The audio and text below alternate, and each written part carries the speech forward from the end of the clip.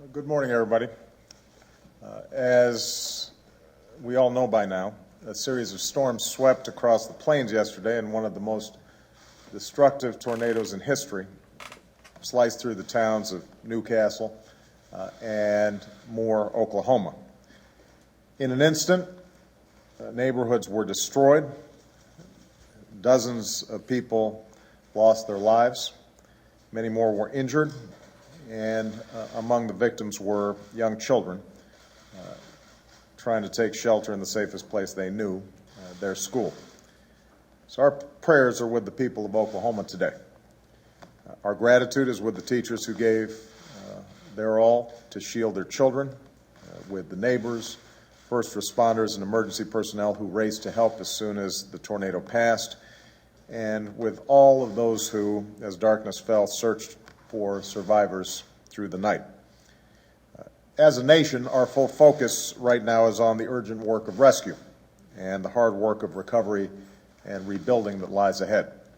Yesterday, I spoke with Governor Fallin to make it clear to Oklahomans that they would have all the resources that they need at their disposal. Last night, I issued a disaster declaration to expedite those resources, to support the governor's team in the immediate response, and to offer direct assistance to folks who have suffered loss. I also just spoke with Mayor Lewis of Moore, Oklahoma, to ensure that he's getting everything that he needs. I've met with Secretary of Napolitano this morning and my Homeland Security and Counterterrorism Advisor, Lisa Monaco, to underscore that point, that Oklahoma needs to get everything that it needs right away. The FEMA Administrator, Craig Fugate, is on his way to Oklahoma as we speak. FEMA staff was first deployed to Oklahoma's Emergency Operations Center on Sunday as the state already was facing down the first wave of deadly tornadoes.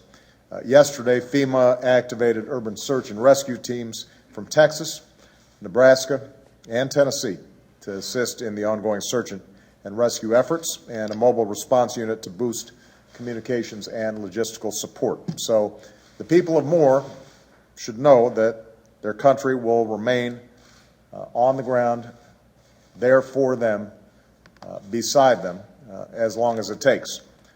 For there are homes and schools to rebuild, businesses and hospitals to reopen, their parents to console, first responders to comfort, and, of course, frightened children who will need our continued love and attention. There are empty spaces where there used to be living rooms and bedrooms and classrooms, and in time we're going to need to refill those spaces with love and laughter and community. We don't yet know the full extent of the damage from this week's storm. We don't know both the human and economic losses that may have occurred. We know that severe rumbling of weather, bad weather, through much of the country still continues, and we're also preparing for a hurricane season that begins next week.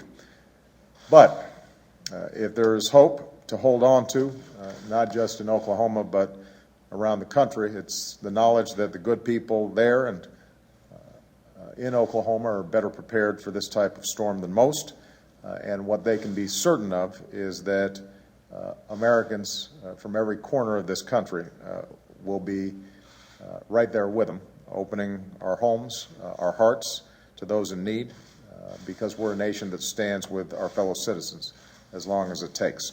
We've seen that spirit in Joplin and Tuscaloosa. We saw that spirit in Boston and Breezy Point. And that's what the people of Oklahoma are going to need from us right now. For those of you who want to help, you can go online right now to the American Red Cross, which is already on the ground in Moore. Already we've seen the University of Oklahoma announce that it will provide housing for displaced families.